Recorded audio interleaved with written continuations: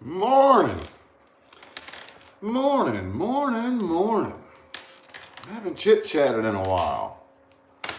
Got me some free time this morning, and when I usually spend this time sitting around watching like a video to inspire me for the day or something like that, I'm like, man, why don't I hop on here and say what's up to everybody?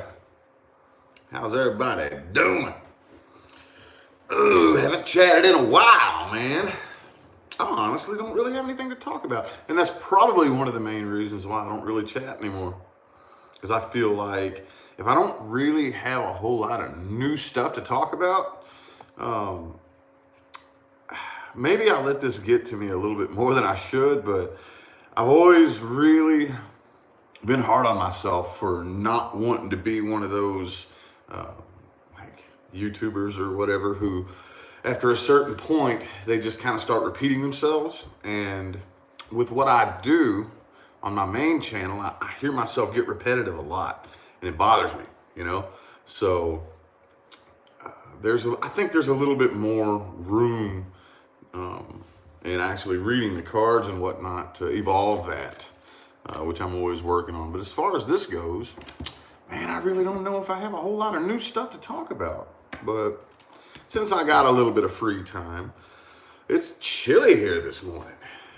What's up, everybody? How y'all doing? We got a few of you up in here. How's everybody doing? Leah's still in bed right now. So for right now, it's just me. Happy birthday, Lisa. Thank y'all for tuning in to listen to me run my mouth. This is Saturday, so typically the Saturday routine is whenever the kiddos get up, I'm gonna make them pancakes. That's like the Saturday thing for me. I make the kids pancakes on Saturday mornings. That's a busy old day today. Oh man, we got us a busy old day doing the 2222s. Oh, they're fun though. They're fun. I like bringing them back from time to time. I like bringing them back. Man, it's gonna be a long old day for us today, though. We ain't really gonna have much time to go anywhere. We might start early. We haven't decided yet. We might start earlier than noon. I don't know yet. Well, we got a bunch of them in, dude.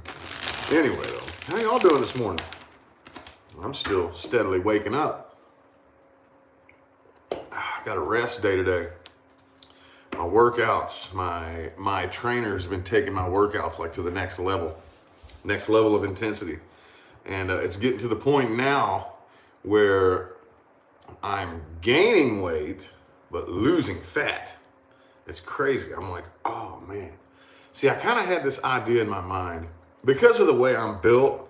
Those of you who have kind of been following me, you've probably seen several different times throughout at least this particular YouTube journey that I've been on, where my weight fluctuates up and down. You know, and it's kind of done that my whole life. But the way I'm kind of built is I'm a big frame dude, you know, and I never really wanted to be one of those big, beefy, meaty, you know, but my body just kind of wants to do that. The goal was to like slim down and trim down. And I was telling my trainer, I was like, that's what I want to do. If there's any way that we could do that, because that's not really what my body likes to do. As long as I'm feeding myself correctly, which there's been times where when I was really, really broke and poor and I didn't have any access to food, I couldn't feed myself correctly. So yeah, I got real skinny. But as long as I'm feeding myself correctly, when I'm doing like vigorous work, my muscles blow up. And I was like, is there any way to avoid that? I didn't want to be like this big, beefy dude. But now, like we've been doing everything, got the diet down, got it all down. And the last check-in that I did, I gained weight, but my body fat percentage is going down, down, down, down, down. So it's like, all right, well, you know what? Fuck, whatever. It is what it is. Just whatever my body wants to do throughout this process. I'm on a rest day today, though. This has been a very interesting journey. I'm finally beginning to break through that wall. If any of you who are into fitness, I've never been into it before in my life. This is a totally new journey to me. And that wall of where you push yourself to your limit and the alarm's going off in your brain, stop or you're going to kill yourself or something like that, you know, and then pushing past that. And I'm finally getting to that point where I'm pushing past that. And I'm running no less than a mile every morning, which is huge for me. Huge for me. My entire life, dude, I can't run down the street. You know what I mean? And just the simple fact that every morning I've been running a mile. That's crazy for me. So anyway, I don't know if y'all care to hear about my little fitness journey. That's one of the biggest things I have going on outside of YouTube. But I'm on a rest day today, and I'm relaxing and woo-saw. Sorry, I'm not trying to ignore y'all's comments.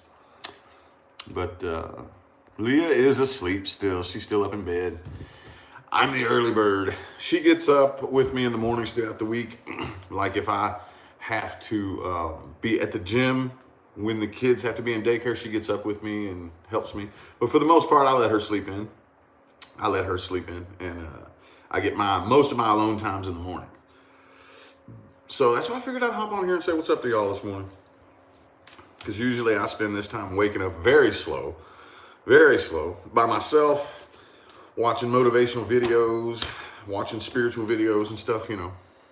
So, hell yeah, bless her heart, man. She's a trooper. Oh, Leah is a trooper. She has taken on one big responsibility with my kiddos, man. Can't thank her enough, man. The most amazing thing that's ever happened to me or my kids, you know. So yeah, I let her sleep in. Ain't nothing wrong with that.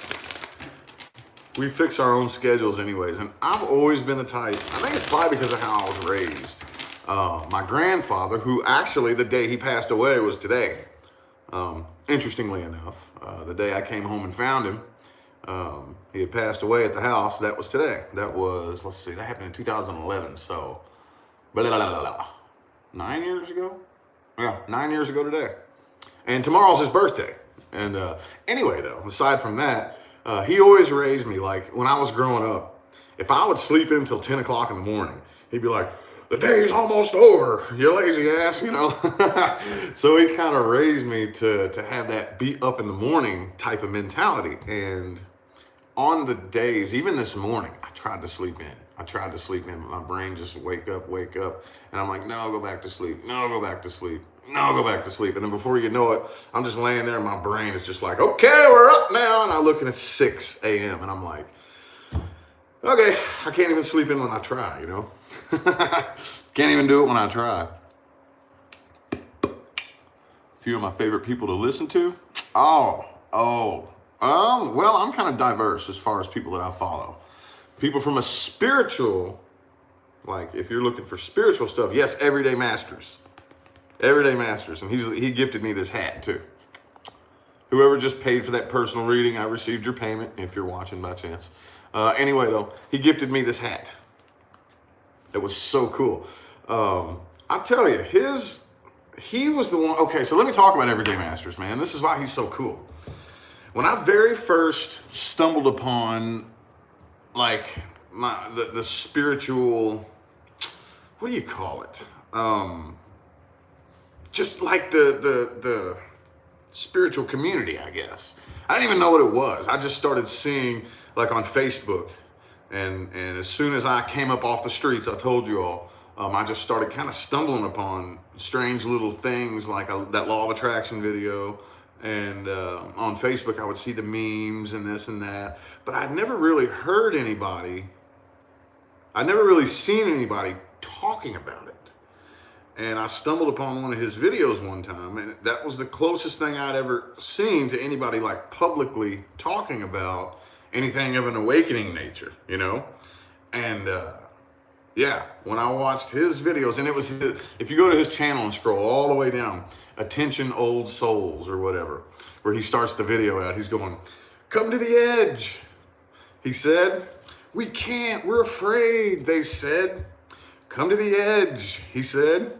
We can't, we'll fall, they said. Come to the edge, he said. So they came, and he pushed them, and they flew.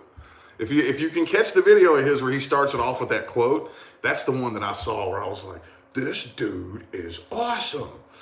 You know, and he inspired me to start putting out like spiritual videos and stuff like that. And Those were some of the first videos that I put out on my tarot channel now, which I deleted. I deleted most of my old videos. I still have a couple of them up, of like videos about Aquarius and stuff like that. But most of the old ones, and I kind of wish I hadn't done that, you know, but whatever. Anyway, yeah, Everyday Masters has been a huge inspiration of mine since you know, before I ever even had a video on my YouTube channel, you know, and it was so cool. I bought one of his shirts from his clothing store, and then he emailed me and said, "Is this the Rich with the Tarot channel?" And I'm like, he knows who I am? How the hell does he know who I am? You know? I'm like, yeah, that's me. I guess he saw where I placed the order, and I knew who I was, I guess. I didn't even know he knew who I was. And I was like, yeah, that's me. I'm the dude that I read the tarot cards, you know? And he's like, you and your girlfriend pick out a hat. Just pick you one out and tell me what you want, and I'll send it to you. And I picked a 1111 hat with blue letters.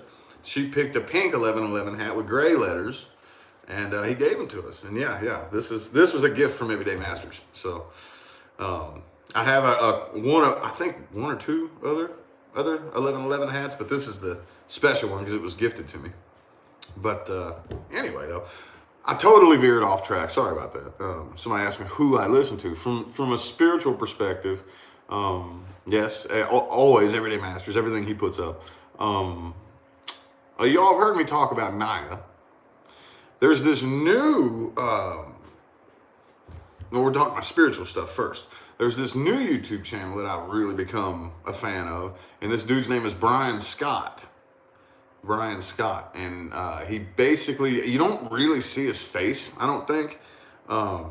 It's just like videos of audio talking, but he reads like channeled messages, you know, that have been recorded and written down. He reads, it's just interesting. Brian Scott, he has a profile picture on his YouTube channel. If it's hard to make out, but it looks like a bald guy with a goatee. That's a badass YouTube channel. The one that I've kind of been dabbling in here that I listened to a little bit this morning is, I believe it's called The Truth Can Change Your Life, where it sounds like Pleiadian channeled messages. And I think it's called The Truth Can Change Your Life is the name of the channel. And as far as specifics, as far as spiritual things go, those are some of the ones that I listen to. But man, I'm gonna tell you what, as far as like motivating me to go to like the gym and stuff like that, I listen to David Goggins. David Goggins, man. Oh man, that dude. Y'all know who David Goggins is? Oh man, he's a Navy SEAL. They call him the toughest man on the planet. And this dude is an absolute machine. He'll run 240-mile races. He broke the world record for pull-ups. He did like 4,000 some odd pull-ups, you know? This dude is an absolute machine. He went through Navy SEAL training 3 times or something like that. And dude, I listen to him for motivation for like working out and stuff like that. Cause I don't know, there's just something about, and he's an Aquarius too. I looked him up. He's an Aquarius with a Taurus moon. Imagine that. An Aquarius with a Taurus moon. And he's the one that really gets in the morning, you know what I'm saying? When I'm waking up and I'm about to go to the gym first thing in the morning, and I'll put some David Goggins in, and listening to him, I'm just like, yeah, let's go get after it, you know? And other than that, though, I'm trying to think of anybody else specifically. That's the only ones I can think of off the top of my head specifically. Follow the Cabal. Well, I don't know if I actually watched the actual Follow the Cabal. I've heard a lot about that. I'm trying to think if I actually watched that actual documentary. I've watched a lot of things in relation to that, yeah. And they're very interesting. Very, very interesting, but I'm kind of picky. See, the big thing about today's day and age is, and this is one of the, and I'm always trying to figure out a way to articulate this point. is that since we are programmable beings, we have one or two choices. We either program ourselves intentionally, or we allow ourselves to be programmed by other people. You know? We either program ourselves, or we allow ourselves to be programmed by other things or other sources or other people. And they're pretty easy. Like, if you strike up conversations with different people, it's pretty easy to tell which one's which. You know, whenever you start to talk to somebody and they immediately it's like, oh, I see you, okay, and they start talking about, without going into too big a detail, a lot of the illusions and games that are going on right now, and how they see through it, and they, it's just like, oh, okay, I see you, right on. But then when you talk to other people and they're just like, almost like little machines, like little parrots. They just open up their mouths and all they do is repeat what they heard on the news, and like they're just like little news puppets. They're like little news parrots, and they just repeat things that they've heard the news say. And you can't pick their brains. Don't do that. Don't do that, because the further you dig and the more you try to get them to like really explain, okay, well, why don't you break that down a little bit and explain to me how you came to that conclusion? Then they get defensive and mad and angry because they came to the conclusion by just repeating what they've heard somebody else say, or like some news anchor or something like that, And it's just like, oh, okay, all right, well, sorry. So anyway, long story short, we are in a position now to where either A, we program ourselves intentionally for the type of being that we want to create ourselves into, or we are completely unconscious of that and everything else programs us, So I'm picky on who and what I listen to and what I follow. I'm very picky on, okay, is this person inspiring me and motivating me to transform and change? If not, and if I'm just like, that's not really like, I don't listen to it. I don't really follow them. I follow and listen to the people who, because again, I'm all about a constant state of evolution, a constant state of change. If I ever find myself looking back and say, I don't really notice a lot of change in this past year, I've done something wrong. My goal is to never be the same person from one year to the next, ever. And those of you who continue to follow me, you'll probably notice that I'm constantly evolving, constantly. And that's my goal. That's the goal. I do that on purpose. I do that very, very intentionally. I remember when I was in my early 20s, my kids were babies. This is when I was still with my wife. I was so ashamed of myself. Like, I would look back and it's like, well, not only do I just feel like I'm stuck on this flat line of no evolution, but I feel like I'm sliding downhill. I'm getting worse as time goes on. And that was before I knew anything about awakening or evolution. I didn't know nothing about anything spiritual at that point. And and ever since, kind of like, I don't like using my homeless journey as my starting point, because it's not. My starting point was years and years and years ago, like when I was a little kid, but that's kind of where the light bulb started coming on, and I started realizing, wow, if I want to see some change, I have to change myself, And so that's why I'm kind of picky. I don't really follow a whole lot of people. Not really, And being a person that gets followed, that's the other side of this of the fence. Now I am a person who gets followed. So now what do I do with this responsibility? What do I do? Well, the only thing I can really do is on the path that I've been on, I have kind of taken some mental notes and clumped together some of the big hang-ups that I see most people struggle with, and that I struggled with most myself. And I focus on those. The big hang-ups, the big, and you see it happen all the time. Somebody's going down a spiritual path, they're awakening, and then all of a sudden they get stuck in a trap. And they get stuck in this bubble, a trap, a vibrational trap, And there's some very, very intricately set traps, you know, and I've fallen into them. You know, I'm not saying I'm like this perfect person. Oh no, oh hell no. But I've taken, you know, mental notes over the past several years of some of the biggest traps people fall into and biggest things that people struggle with. And I'm like, okay, well, I'm going to focus on these, okay? And I'm going to make it kind of my life's work, you know, so to speak, to explain these things in a way that nobody else does.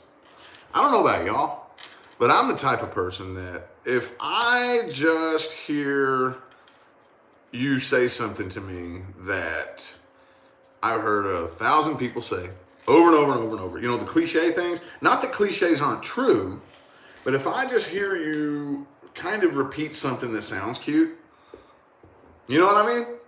It's going to go in one ear and out the other. It just fly over my head, and it's not really going to sink in. So that's why I'm like, okay, well, if there's anybody out there like me who struggles with that, which I would like to think there's probably more than I'm aware of, then I feel like it's my responsibility to take that thing that everybody says and rip it apart, analyze it, study it, figure out a new way to explain it, and then present it.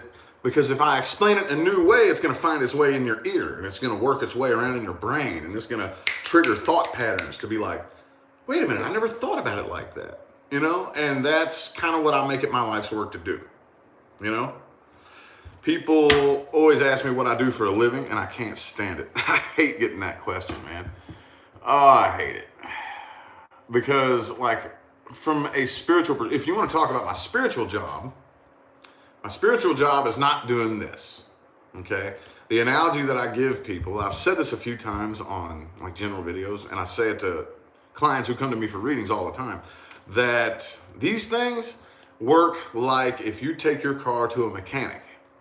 Your car's acting up, it's sputtering going down the road, your dashboard's lighting up like a Christmas tree. You don't know what's going on with your car. You can't figure it out. You've tried everything. Fuck, man, I can't figure out what's wrong with my car. So I take it to the mechanic, and they plug that little thing into it that reads the codes. That's what these are. That's what these are. That's all these are. Now, I am also a mechanic. I'm a mechanic. Problem is, I can't work on your vehicle. That's the difference here. I can't do it for you. I can't turn the wrench for you. I can provide you with the tools and say, okay, your alternator's fucked up. Here's how you change it. Take these tools here, and you gotta pull the old one out. It's gonna be a bitch, it's gonna be hard, it's not gonna be easy. You gotta pull the old one out, get rid of it. You gotta put the new one in. It's not gonna be easy. You're gonna bang your knuckles. You're gonna struggle with the belt. It's gonna be hard, and it's gonna be a pain in the ass. But here's how you do it, and I can walk you through the process, but you have to do it.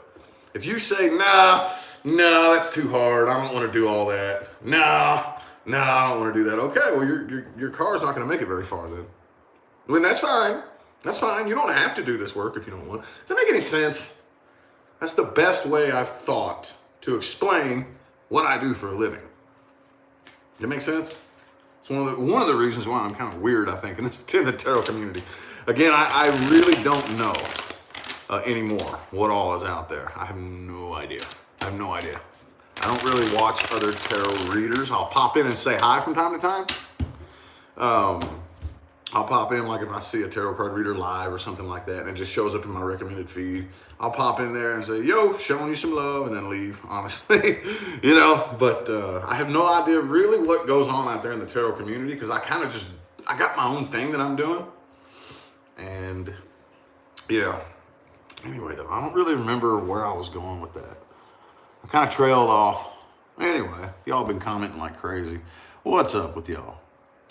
Boom, boom, boom, boom, boom, boom, boom. Present. Oh, okay. A lot of pick-a-cards. Oh, yeah. I don't even know what that's all about. I've never watched one of those. I don't even know what pick-a-card is. I've heard it. I've seen, like, the titles in the videos, pick a card, but I don't even know how it works. I wouldn't know what to do. I've been working here lately, y'all have probably noticed, those of you who've been following me for a while and watched the evolution of the process that I use, I like it when other readers, like, they have a structure. That's the one cool thing that I think other readers do that I've had a really hard time doing. Like, okay, this is the past. This is your blockage. This is what's crossing you. This here is the person you're dealing with. This is their intentions. And this is the most likely outcome. You know, that type of you know, I have a really hard time doing that. And I've played around with a few videos like that. And I think I'd like to incorporate more of that. But it's a little bit, I don't know, the way I read is I'll lay out a spread and I call it chaos. There's a little bit of a system behind it. I have a couple of little things that are keys, but most of it is what jumps up at me, you know? Whatever jumps at me first. Don't think about it. Oh, this right here. This card up here and this one down here. Oh, these two are together, you know? And I don't know how I know. I don't know how. It just yells at me. Bam, whatever I see first. You know what? That doesn't make any sense. And, I mean, I don't know. My Virgo moon and rising kind of get in the way sometimes. Cause I'm like, man, I'm not doing it good enough.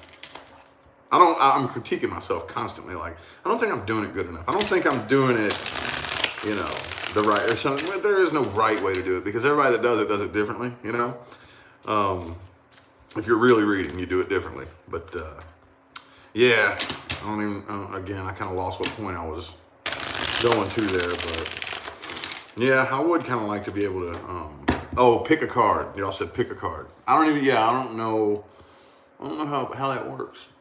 But I do think that that's probably something that I would not just, probably out of pride, honestly. I don't think I would allow myself to do that because I'm really big on, with reading tarot, there's only, I feel a little bit boxed in sometimes. I feel a little bit boxed in because it's like every time I get a new idea, somebody's already done it or is already doing it. So it's like, I will roll an idea around in my head a million different times and try to figure out my own unique way to do it. And if I can't, I'll be like, oh, okay, well, do I really want to do this? How high in demand is this? How much do people like this thing that everybody else does, you know? So that's why sometimes, like with that, I probably would never do that. I would probably never do pick a card just because from what I've seen and what I've heard, lots of people do that. But yeah. Yeah, that's just one of those things, man. Mainly, if I can't figure out something new to do, I'll just figure out a new way to deliver it or a new way to explain it, if that makes any sense. I don't know, man. No, I don't know. Anyway, though. Yeah, today's going to be busy. Well, it's going to be a busy one. And I'm hearing thumps upstairs. I bet the kids are up. So I don't know how much longer I'm going to be on here. My oldest daughter, her room is right above my office here, so I just heard a thump on the floor. I'm like, oh, okay, the kids are up. Alrighty. Anywho, though.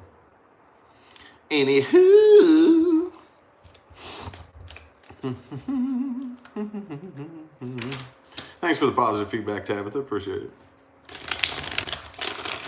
Did my intuition develop from learning tarot? That's a good question.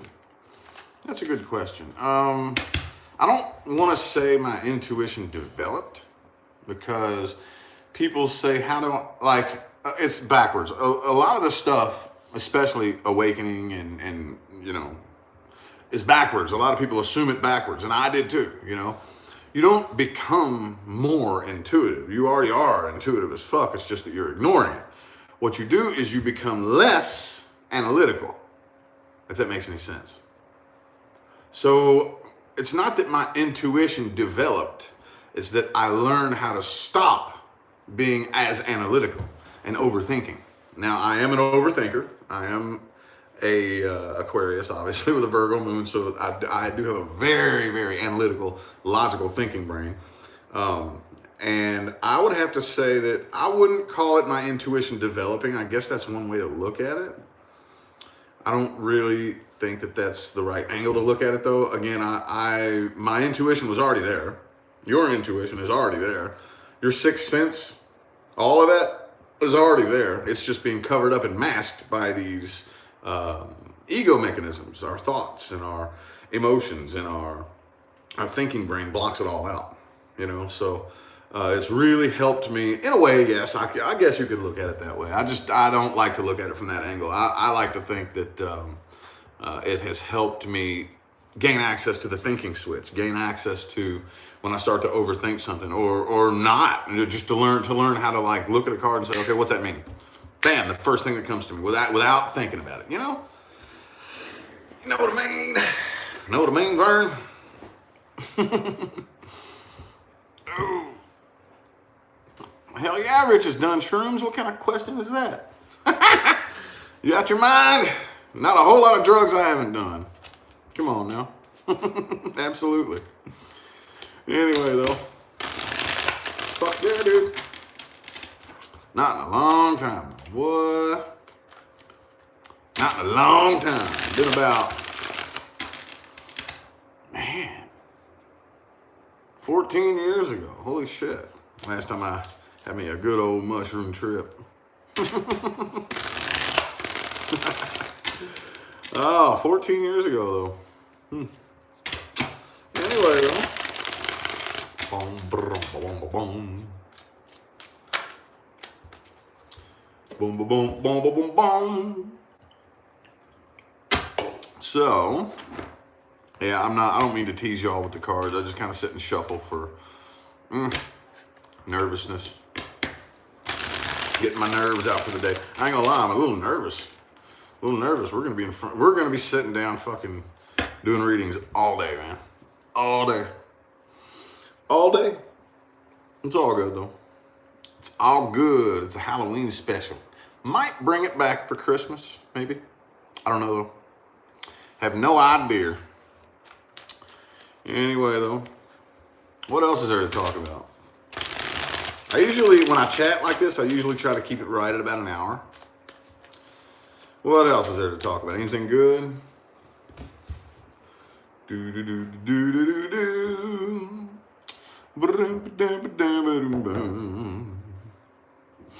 When's Mercury retrograde over? November 3rd. November 3rd. That's when it's over. And this, honestly, has been one of the most intense Mercury retrogrades. Well, again, for me, it's the pre-shadow. For me, a retrograde, yes, is annoying. It's irritating.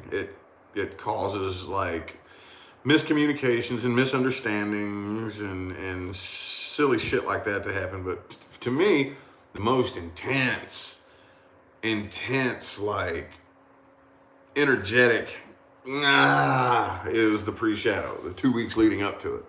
Oh my God, this one was hardcore, dude. This past one, the pre-shadow to this retrograde. Oh, and it was funny too, because me and Leah were talking. The Mercury retrograde before this wasn't that bad, man. It wasn't really that bad. And we remember, you know, like during it, we're like, man, this one really didn't bother me that much. Maybe this one made up for that, because holy shit, the pre-shadow was intense. It's like, the best way I can always think to explain it is like this internal tug of war. This, I don't even like thinking about the feeling, but it's like there's part of me that's like really, really amped up and ready to go do something. And then this other part of me that's just like, I'm so tired. It's time to go to bed. You know, I don't want to sit down, you know, because I'm too restless inside, but I don't want to get up and start moving around because I'm too groggy and man, that mix, that inner tornado going on is what hits me in the pre-shadows. And it's just, I mean, I guess it's a way to sharpen you. It sharpens your mind a little bit. Is to have to function through that. It's not fun. I don't think so. But that's just me personally. I always tend to, and from what I observe, I mean, I can't speak for anybody else, but from what I observe, I noticed that it seems like people tend to struggle the most emotionally and internally and psychologically during the pre-shadow. Again, I can't speak for anybody. I can only speak for myself, but that's what I notice. You know, that's what I notice.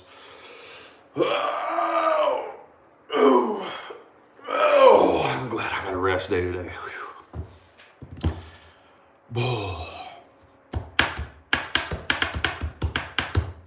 Anyway, though, it's going to be back to it tomorrow, though, because my personal trainer is leaving. So I get 1 day of rest and then back to it on Sunday. And then I go Sunday through Wednesday. And yeah, this schedule's a little bit wonky, but anyway, though, yeah, so far this particular retrograde is, it's kind of annoying, but every retrograde is annoying just a little bit. The pre-shadow's over. The pre-shadow's over. That's all I care about. Do a couples reading? You mean general couples readings? I guess I could. I don't know. Well, see, and here's my thing too. Now, me personally, I came to tarot for one reason and one reason only. And I know that everybody comes for different reasons, but if you're coming to something like this, the underlying intention behind what led you to the tarot usually isn't good. It's usually not very good. See what I'm saying? So it always makes me feel a little bit put on the spot whenever, if you come to, like, my love life is fucking amazing. I'm not looking at tarot card videos and I'm not pulling spreads on Leah's intentions and stuff like that, for example. So my thing is, I always feel put on the spot when people come to me like they're in this relationship. Well, obviously something's wrong here. If you're coming to me, something's wrong. Now, what is wrong? Who knows? Either A, something's really wrong and you feel it in your gut. You're in a situation you probably shouldn't be in. Or B, you're really insecure and you have a lot of insecurities and you're just paranoid. In which case, like, I'll tell you straight up, then you need to focus on healing. You don't really, like, relationships should be the last thing on your mind. You should heal first, So, yeah, that's why if I do something like that, like if I was to do like a general couples reading video, it would be very specific as to, okay, what type of connection are we dealing with here? That's always the number one question. What type of connection is this? And no, I'm not talking about the stupid little boxes that they've invented in the spiritual community, twin flame and soulmate. Okay, I'm not talking about that. That's very limiting and very, very narrow. It's a very narrow way to look at it. What type of connection are we dealing with? There's so many different reasons why we connect with people. Like, every last one of them's a soulmate. That's the thing. That's what I always tell people. Is this person my soulmate? Dude, everybody you ever met in your life is a soulmate. We need to get that out of the. On the other side, human romance is just a stupid little game that we play, So I don't really like how people try to tie romance in with spirituality when it's really like, there's no difference from a spiritual perspective between a romantic connection and a connection with you and your best friend, or with you and your mom, or with you and your worst enemy. Like, every connection is for a very specific reason. The problem is we humans have been wired and programmed over decades and decades and decades and decades, mainly from the media and movies and music and TV, to believe that romantic connection is the end-all be-all of all of our problems and will fix all of our emotional, and all of our loneliness and all of our sadness will go away whenever this person comes along and loves us. And so more often than not, the other side will use a romantic connection because that's all we pay attention to. We put that way up here. That's what's at the top of the mountain. That's all we care about. We ignore everything else. The underlying intention behind 98% of the decisions that we make on a daily basis, the underlying vibration is this attractive? Is this sexy? What would a potential lover think about this? Everything that we do. Come on. Dig. Everything that we do. We don't buy clothes, like I learned in Mind Mastery School. We don't buy houses. We don't buy cars. We buy other people's perceptions of those things. And the underlying question is always, is it sexy? That's all we care about, is attracting a lover. So because we're wired to think this way, the other side uses romantic connections to bump us off onto all different kinds of paths and get all different types of points across. So that's why I say, okay, first of all, what type of connection are we dealing with here? What are we dealing with here? Are we dealing with, in fact, a preordained romantic connection that we planned to come together and be together romantically? Is that what we're dealing with? If so, cool, we can work. But are we dealing with simply the embodiment of a complementary vibration that you're casting that you're not aware of? And here we are reflecting this inner negativity back to you as the universe saying, hey, this is what you need to work on. And that's the only reason this person's in your life. And then boom, they're going to jet. And that's the plan from the get-go? Or was this a bump contract? A bump contract? Or did you veer off the path? Okay, and one of your soulmates just came along and said, okay, we got to drag you back on the path. So a lover is the easiest way to do this. It's happened to me. It's happened to almost everybody. You know, so that's when that person comes along, departs from you, and their energy sticks to you like napalm. And you can't beat this person out of your head with a sledgehammer if you want to. It's a bump contract, and they're dragging you down this path because the universe has been screaming at you. No, go this way. No, hey, dinglebutt, this way. Go this way. God damn it, he ain't listening. All right, well, we got to bust out the big guns. Let's send a lover. You want to get a human's attention? I say this all the time. You want to get a human's attention. Any human. There's no exception to this. I don't give a damn who you are. I don't care what your sign is. Don't care what your religious background is, your sexual orientation, race, beliefs. I don't care. You want to get a human's attention? Send a lover. Send a lover. That, my friends, will get a human's attention. And that's a lot of times that's what the other side uses. So I know I kind of went off on a tangent there. But that's what I'm really trying to push the fucking boundaries of consciousness out for us to understand, you know? There is, in fact, a very specific way to attract a lover, your match, your ideal connection. But people like me who are teaching it have to work really, really hard, because what we are working against is decades and decades and decades and decades and decades of programming. And what that programming has done has programmed the vast majority of us to chase it away, not realize it. To chase it away and push it away and not even realize it. Not even realize it. Chase it away, push it away, attract all the wrong people. And it has to do with our belief systems, the things that we think and feel about ourselves, and the energy that we're casting out there. And we have no idea. We have no idea that we are sabotaging ourselves. So because these customs and these ways of thinking and these programs have been so heavily ingrained in societies for so many decades, it's really difficult sometimes in my position to present the information that if you choose to, you unwire all that. That's the hard part. That's the part about evolution that is really, really hard. And when it comes down to it, you got one or two types of people, okay? When it all comes down to it, you got the type of people who are willing, okay, well, I've tried everything. I'm willing to try something new. Or you have the people who are just too scared, and they just get mad at you. Get mad at you and call you names and get pissed off, and okay, you know. At least you plant the seed, though. You know what I mean? At least you plant the seed. Nothing is funnier, though. I can't really say funny. It's actually kind of heartbreaking, but nothing is kind of funnier than when somebody comes to you for help, and then you explain to them how to fix the problem, and then they get mad at you and attack you, and I'm like, whoa, that's why it's not working for you, because of that attitude right there. Whoa, hold up. That energy you're casting out, that's why it's not working for you. And they're just in this ball of their own self-hatred, and they're trying to throw it at you, you know? That's one of the things that people in my position face all the time that very few of us talk about.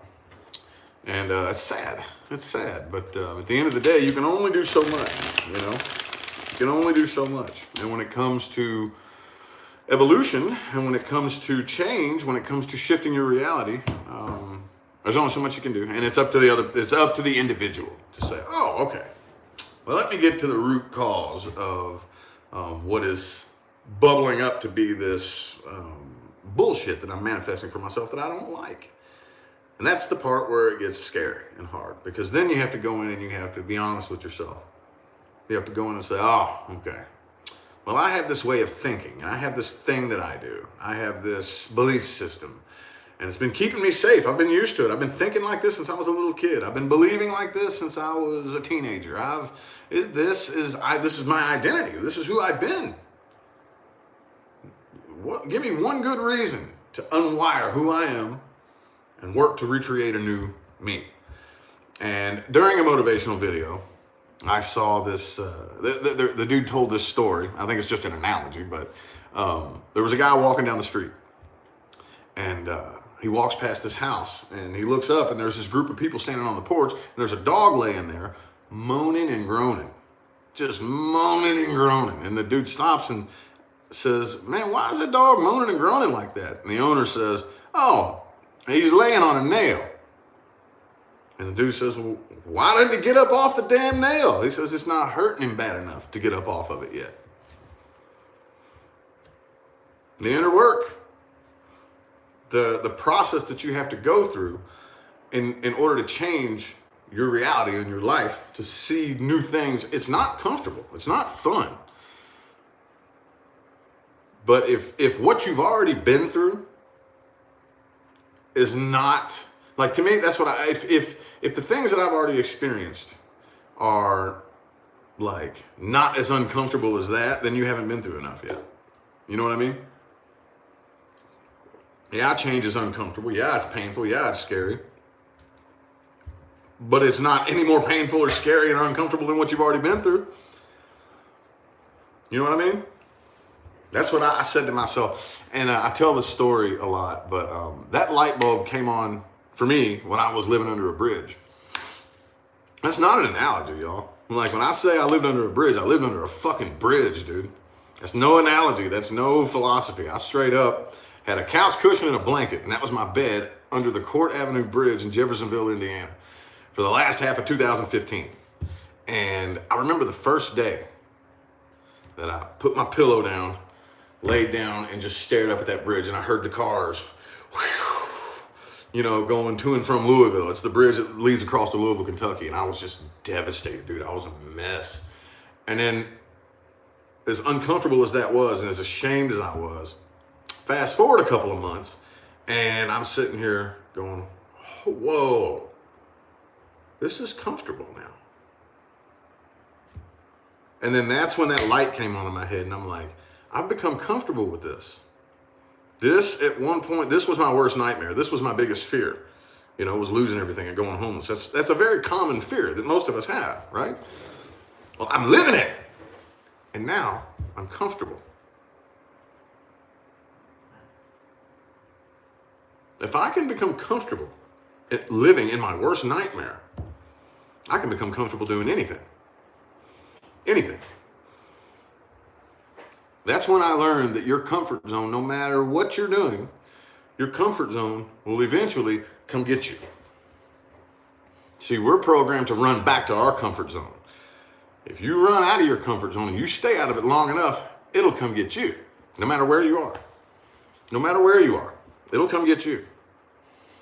That's when I was like, whoa. It wasn't too much longer after that I crawled up out from under that bridge and went ahead and pulled myself up off the streets. And but yeah, that right there was the moment that light bulb came on in my head. I was like, oh, wow. This little comfort thing is a little bit more complicated than I thought it was, you know? So, yeah, anyway, though, I don't know if I had a real solid point with that. Any wrap 'em up discussions? I know I've been like not paying attention to comments. My bad, y'all. Anyway, though. Thanks, Stephanie, for the positive feedback. Appreciate it. The mind mastery school I attended was called Thought Mechanics. Thought mechanics, the school of thought mechanics. Oh, you're not afraid of rock bottom, you're just afraid of how it'll make you feel. Yeah. I'm glad you mentioned that. Yeah. That's the case. And that's another thing that I learned. Like I said, when I was homeless. And when I know I mention that a lot. I don't like to keep repeating the fact that I was homeless, because my whole path was very, very dark there for a while. Very, very, very dark. And, but that is one of the things that I learned, is that, wait a minute, the thing happening isn't really that bad. I'm afraid of my own emotional reaction to it. That's what we're afraid of. 90%. I would feel safe saying 100%, but just for the sake of it, let's pull back and say 90% of the things that we're afraid of, we're not really afraid of the thing happening. We're afraid of how bad it might hurt our emotions. There's nothing to fear but fear itself. And yeah. And once you really like fully grasp that illusion, which hopefully you don't do it the way I did it. I always tell people, man, I always congratulate the people who take the step on their own, who take the step on their own and don't do it the way I did it. Like most of the time, okay, now it's to the point where I understand how it works, so I'm able to do it on my own now. But at first, in order to get on the path, dude, the universe had to kick me onto the path. It had to kick me onto the path, like, put its universal foot on my ass and shove me on the path, like, live or die type shit. And I always, whenever I see people, when people write me and tell me, and they tell me the story, and it's just like, whoa, man, I commend you. Like, you're telling me that, okay, life, I can't say, I'm not downplaying anybody's experiences, but life was just not suiting you. Wasn't like the worst in the world, wasn't a complete and total rock bottom. But for those people who don't wait till they hit rock bottom to step on the path, you got balls I didn't have. Right? It took rock bottom to inspire me, It took, and a lot of us are like that. There's a lot of us who rock bottom really inspires us. But when you just decide, I want to see a change in life. And it's possible, man. People write me and tell me all the time. And again, I do it now. I'm able to do it now. That I've been on the path and seen how it works. But for those people who take their very first step onto the path willingly, dude, man, hats off to you. Hats off to you. That's badass. I didn't do that. Oh no. No. So, homeless hitchhiking across the country. That sounds like a story. That sounds like a story to tell. I bet it's an interesting story, isn't it? Thanks for the positive feedback, Jen. Appreciate it. Bet that's an interesting story to tell. I tell you what, I look back on my story, and as much as I don't really like to relive it in my mind, it's a badass story, dude. I love my story. It's just a cool story to tell. One of these days, I know everybody says this, but one of these days it'll probably end up being in a book. That idea is cooking. People have suggested that to me for quite some time. You should write a book. Trust me, that idea is over here in the corner. It's not out of the realm of possibility. That idea is sitting over here. Whenever the universe opens up the doorway for me, or I get the green light, or I feel that intuitive nudge to step closer to that idea, I will. I would love to have a book written about my life, because it could be a fucking book, dude. And I'm not just saying that. My story, there's so many, y'all think you've heard a lot. And I know there's a lot of people who watch me and they think they know a lot about me, There's a lot of people, you think you know something about me. You don't. Wait till a book comes out about my life. That's when all the other details that you don't know will come out, the parts of my story that you don't know, So yeah, I know most of you are, probably just like, oh, whatever, but oh yeah, it's in there. It's cooking. It's cooking. It would make one hell of an interesting story. Oh yeah, faux show. Don't know me, I know, but there are people that think that they do. That's just part of what I do for a living. Comes along with the job. There are if any of you are ever interested in doing anything in the public spotlight, there is no way to avoid that. There are people who will dedicate most of their life to you and obsessively, learning everything that there is to know about you that's available. That's available on the internet, and they'll paint this picture in their mind thinking that they know you, and that's just part of it. I've talked to other public figures and stuff like that, and that's just part of the game, so I know most of you aren't like that, but those of you, y'all know who you are. And I can't wait until the book does come out about my life. And then people will read it and be like, oh, whoa, I really didn't fucking know him. But it will make a very interesting story, I think. But again, I'm not going to. That idea is one of those types of things that if I were to try to pursue it right now, I feel like I would chase it away. Okay, I'm letting that idea get closer to me until it's within reach. And then I'll step out and maybe start thinking about writing a book. So, anyway, though. Yes. For those of you who have been writing me for the past year or so saying, you should write a book. The idea is sitting over there in the corner in a box, okay? So, anyway, though. Got a few more minutes left, and I'm going to hop out of here. Go make some breakfast for the kiddos. I already ate me a few eggs. No, I had no idea what I would title it or anything like that. I don't even know. Like I said, just the idea of writing a book about my life and about my story, and it's just an idea, a vague idea in a box in the corner over there, and I have no idea. And that's an analogy, by the way. I don't physically have a box in the corner. That's just an analogy, like it's in my mind. It's way over here in the corner, but it is there. It is there. At one point, that idea wasn't even on the table. It was like, write a book? There ain't no fucking book, but now at least I've got the idea within the realm of possibility. So anyway, though.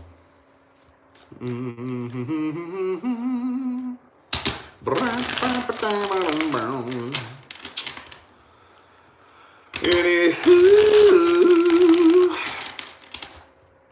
my family's inspiring.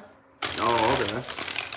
Cool. Appreciate it, Stephanie. Appreciate it. Yeah, we both have endured a very interesting. Leah has a very interesting story as well. Very much so. I'm not going to speak on any of it because she's not here, but yeah, she has a very interesting story. Has endured lots of things. That's all I'll say, But yeah, it is kind of, the whole story is kind of a very interesting dynamic, I think. Very interesting dynamic. But yeah, anywho though, probably gonna go ahead and hop on out of here, y'all. Probably gonna go ahead and hop on out.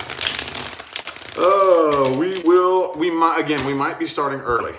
Okay, we might be starting the 22-22s early because I thought that the second round wouldn't be that heavy.